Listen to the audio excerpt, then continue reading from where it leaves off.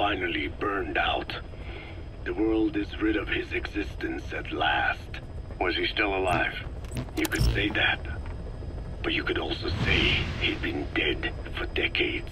What's that supposed to mean?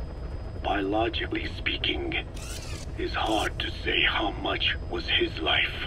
Side effects from the treatment? No. The primary effect. Keeping a dying host alive as long as possible. That is the whole point. But in the end, he grew too dependent on his children. As if he had any other way to keep on living. He first underwent parasite therapy before the Soviet Union became his home. His body was horribly burned. Fire washed across his thin young frame and stole his skin and his throat, even his lungs. Only through repeated therapies could the parasites keep him alive. Most of his life became something the parasites gave to him. And then he lost the ability to die. That is correct. The parasites live on past the host's death, still aiding cell composition. At that stage, there is no way to extract them from the host cells. There is no way of knowing when the last cell of Skullface's body would die. The only choice was to burn the whole thing. And his children, along with it. And I am one to talk. When my life is snuffed out, I expect you to treat my body the same way. And when I burn, I will truly be one with my children for the first time. You say there were 3 English vocal parasites. According to Skullface, yeah. Skullface had 2 of the English strain with him. You burned both of them. There was an oil fire. I tossed him in. So that just leaves 1. And you tell me Skullface said he used it. He said it was very close to me. Very close. One of your comrades, or someone ordered to kill you. Or he could have been speaking metaphorically. Metaphorically? Close to your spirit, close to your heart. Someone who either loves you or despises you. The second one makes a long list. Whichever it is, act with caution. Skullface implanted someone with the English language strain. Who it is irrelevant. Why? I tell you what Skullface really meant. Very close to you means you will be exposed. All the infected here have been given the Wolbachia. Even if the vocal cord parasites infect them now, they cannot reproduce. But if there's a different host among us, host to the English strain. If that were the case, we'd see the symptoms. What about the non-English speakers? We have plenty of those, but the staff use English as a common language. But if that someone has not spoken English yet, and begins to speak it now, there'd be another outbreak. The final mating pair of the English strain must be found immediately. Skullface is gone, but his threat still remains. On this base, do you see what the final mating pair is? With him dead, those parasites are the stain he wished to leave upon the world. His thirst for vengeance. In the flesh. Think. Does anyone here bear a grudge against you? You, specifically. The code talker mentioned they were in Skullface's true goal.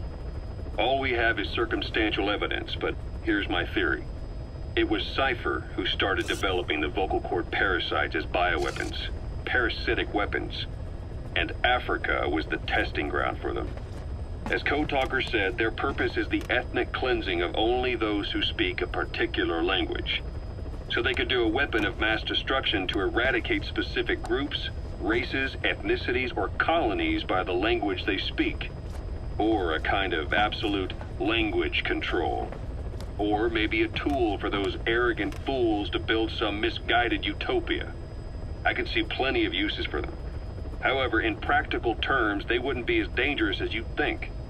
Counteracting the parasites is easy, after all. Cut them out of your throat to save your life, or just don't talk. That also prevents the infection from spreading. So if the international community were to find out about them, they'd no longer be the threat they were conceived to be. In which case, their targets would be limited to minority groups as a deterrent or a terrorist tool. It's hard to imagine Cypher developing something like that as a main weapon for their arsenal. That leads me to think we've only tugged on one little thread in Cypher's grand tapestry. An obscure corner of their work, possibly forgotten altogether. In any case, things changed. When Skullface was forced to relocate to Africa and he saw that thread dangling. All the time he continued that research, he was secretly following his own agenda. The ethnic liberator parasites, his English language strain. Skullface said there were only 3 samples of the English language strain parasite, and I think we can believe him. Bringing his ethnic liberator's plan to fruition depended on creating an English version of the vocal cord parasites at all costs. But an English strain would have been useless to Cypher. Worse, it could have destroyed everything they'd built. It was the one type they couldn't allow. That means Skullface was forced to develop his English strain out of sight of Cypher's network. Naturally, he couldn't use the greenhouse facility Cypher had set up and filled with guinea pigs. Skullface must have found some secret place to create his precious few English parasites, hiding all evidence like a man cheating on his wife. Somewhere, an entirely standalone environment.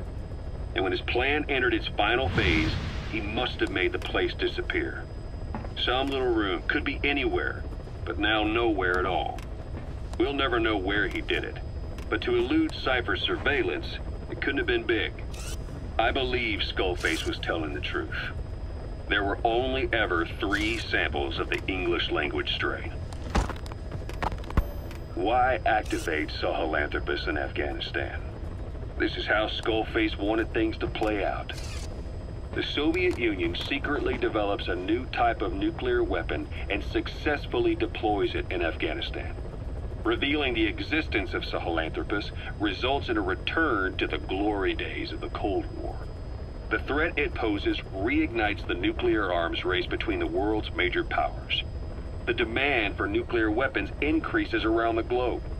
What if you then introduced a nuclear weapon anyone could get their hands on? Non-nuclear nations, militant groups of all shapes and sizes, they'd all jump at the chance. Sahelanthropus was a marketing tool to sell nukes all around the world. But I think it's safe to say that plan was stamped out before it got up and running. The world's intelligence agencies never did turn up anything conclusive on it. After all, Sahelanthropus vanished before word could spread. Everything that's happened is already a fading memory, never to join the pages of history. Except for Cypher. Cypher won't forget. They'll already be working on something, quietly beneath the surface. They'll use the pieces of data scraped together from this incident to build their own bipedal weapon. It'll take them a long time to complete it, but for now, the greed sector have found their new life's work. We'll have to be ready too.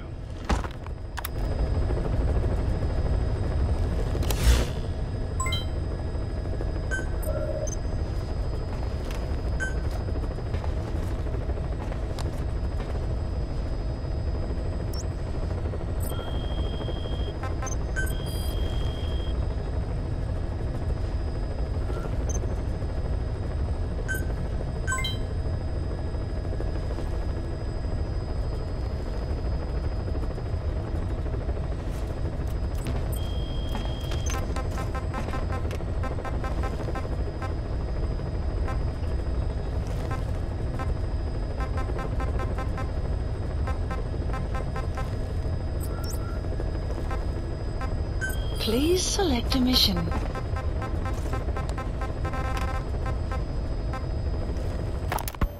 The agent that the CIA had working for them inside OKB-0 has gone missing. We've been given the job of finding and extracting him. The target learned of XOF's plans to use vocal cord parasites and had hidden himself with the CIA's Mujahideen allies. But following Skullface's death, the Soviets retook OKB-0 and all contact with the target was lost. He may have tried to go back to OKB-0, but even Langley isn't sure what's going on. After all, they've never even learned of Skullface's plan. That's probably what they want to get out of the man once he's extracted. But we can't allow Langley to learn of the existence of the vocal cord parasites. That's why I want you to bring the target out, boss. Once we have him, we can report him dead and keep him on base.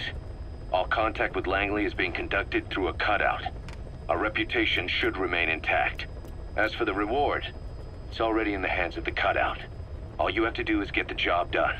Just like always.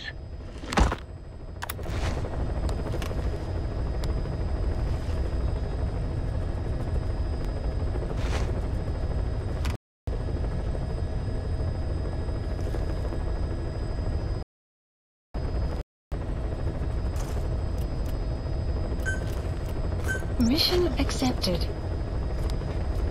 Heading to Afghanistan.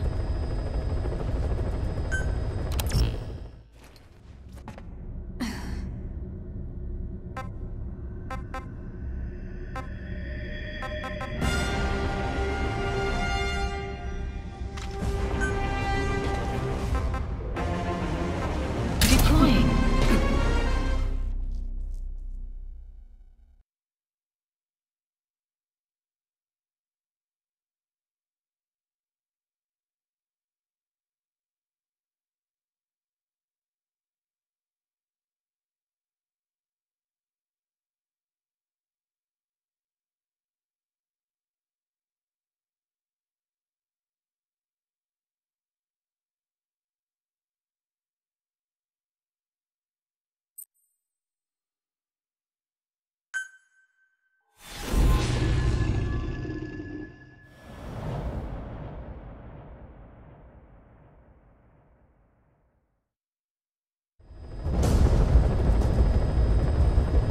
Find and extract the missing CIA agent.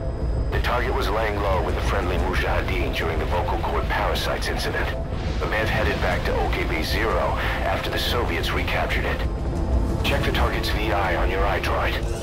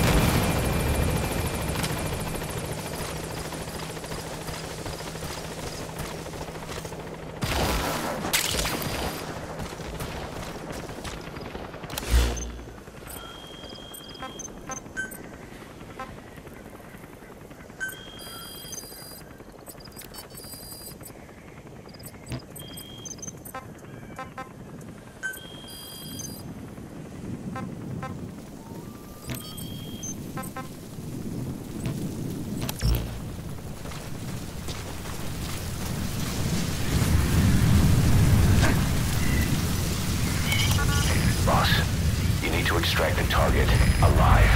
He might be able to tell us about what went on at OKB-0.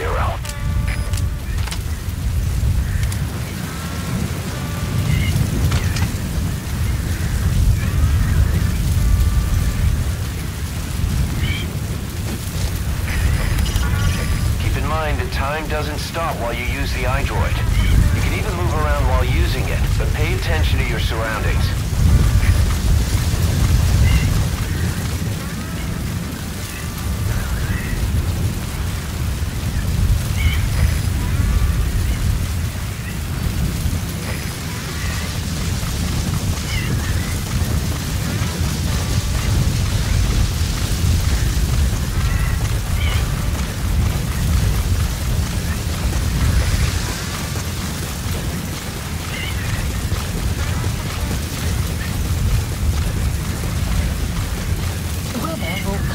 short.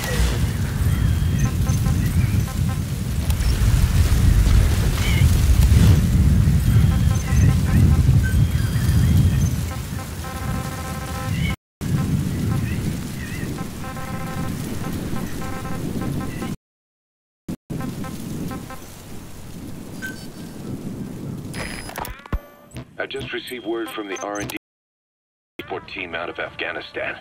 They've finished installing Sahelanthropus on the base. It's ours now. All right. Don't let any of the staff touch that thing. Especially Emmerich. Of course. That guy's crush on beyond a joke. Guess he really wants to stand on its own two legs this... That's not gonna happen. I know it. So you've got no plans to make it operational again? Damn right. Boss, I want to hear it straight from you. Hear what? Hey, the drive is busted. It's not like it has a nuke on board. Even if the metallic archaea could turn it into a nuclear weapon, all it can do is self-destruct. Sahelanthropus just... unwanted attention without even being a deterrent. I know. The weapons development strut sank 2 feet under that thing's weight. That's 1 year's... We've started on reinforcing the strut, but there's no guarantee it'll hold up if a storm hits. I know that too. Boss, why keep... Us diamond dogs, we don't have a country to call home. That means we have no past, nothing to prove that we lived. Every one of us threw it all away when we came here. Sahelanthropus is a symbol to show that the likes of us brought at least one crisis to its end. A mark in history. So we can't just fade away. It's of no practical use to us. But we still need it.